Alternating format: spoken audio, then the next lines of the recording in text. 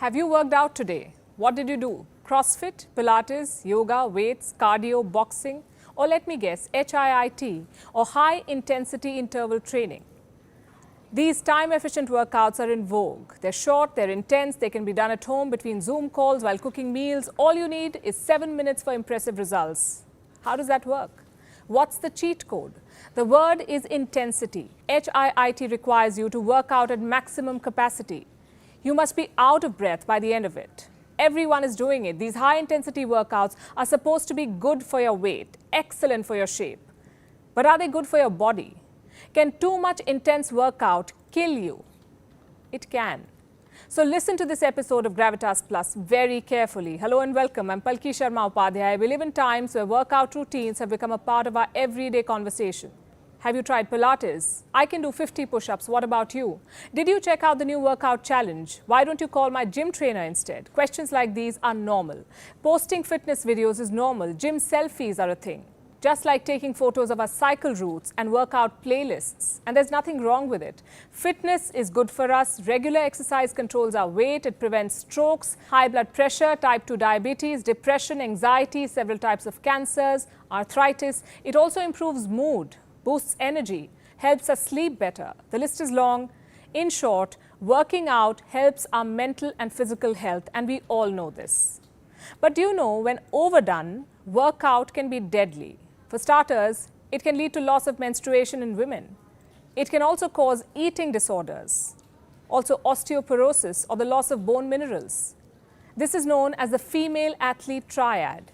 In men, intense exercise can lead to decreased libido. It raises the risk of fractures, affects our heart, tendons, ligaments, also damages our immune system. And I know that sounds ironical. During the lockdown, a lot of us signed up for online fitness classes. We wanted to stay fit, build our immunity, and ward off the Wuhan virus. So some of us worked out more than usual in the hope of successfully fighting COVID or any other virus that comes our way. Wrong, says science. It talks about a 72-hour open window. Basically, after every intense exercise, our immunity is impaired for up to 72 hours. And during this time period, it becomes easier for bacteria and viruses to enter our bodies and infect us. Now, what qualifies as an intense exercise? Well, that depends on a lot of things, like your age. It's a game of numbers. So first of all, we need to calculate our maximum heart rate. How do we do that? By subtracting our age from 220. So if you're 30 years old, your maximum heart rate is 190 BPM or beats per minute. On an average, our resting heart rate is 60 to 100 beats per minute. Now, if you want to become physically fit, aim for exercising at 60 to 80% of your maximum heart rate. And this changes if you're a smoker or if you have diabetes or health problems. Then your doctor might advise you to aim for 50% of your maximum heart rate when working out.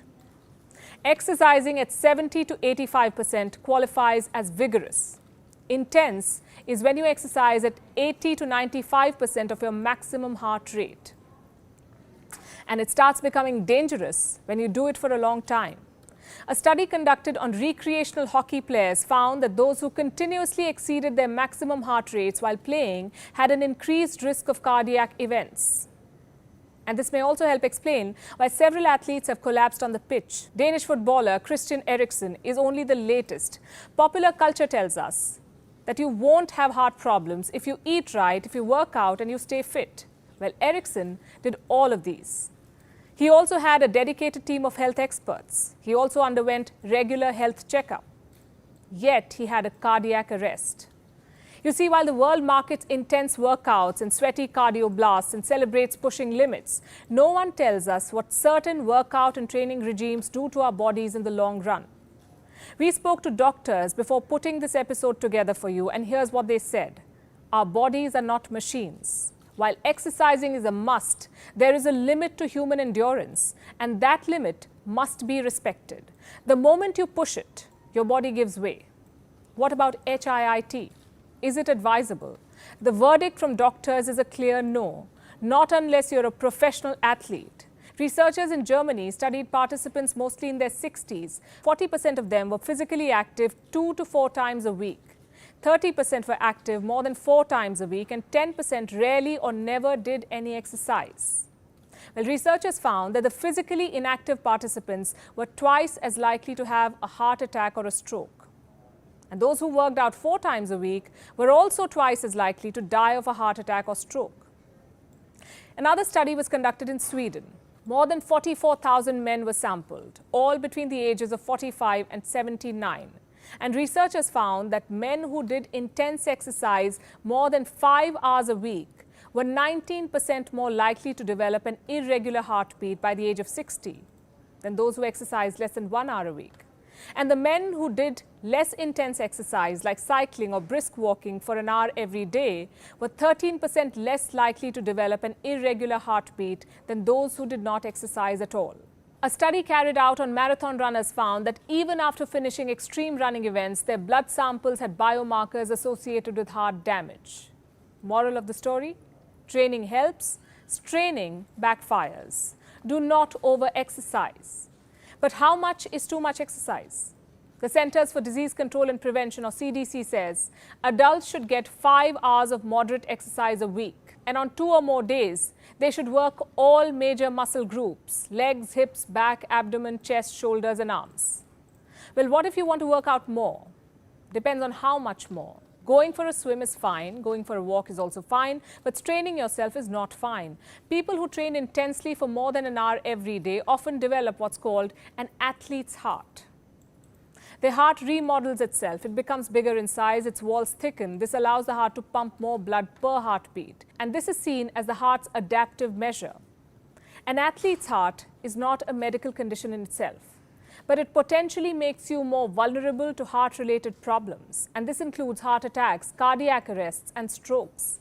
High-intensity workouts also lead to various gastronomical disorders like inflammatory bowel disease and irritable bowel syndrome.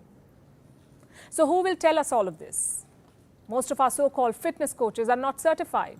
In most parts of the world, there is no restriction on using the title of personal trainer or fitness coach. Anyone can call himself or herself that.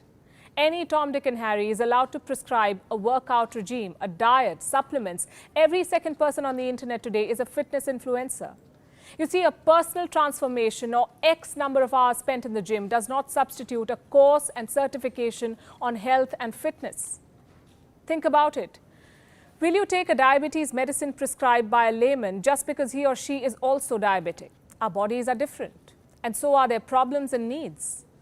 What works for me may be disastrous for you. It needs a qualified trainer to tell that difference.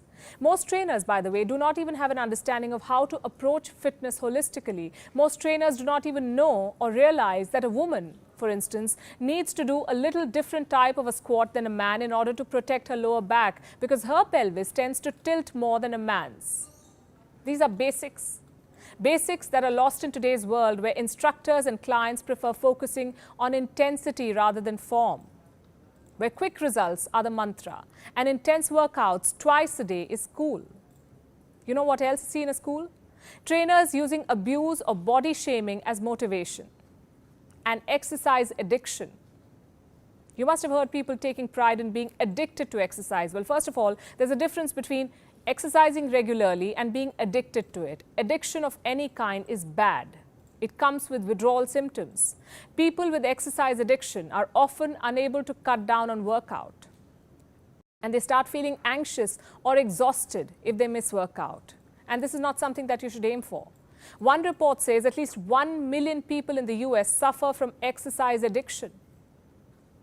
So let me put this on record now.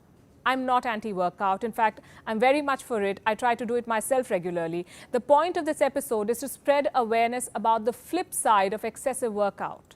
Let me also put on record that there is no substitute to exercise, to being physically active. So if you do not work out yet, start now. Start with 2 to 3 workout sessions a week. If you're recovering from the Wuhan virus, then consult your doctor first. Find out when you can start walking, running, jogging, doing yoga or swimming. Find out what should be off limits for your post-COVID recovery.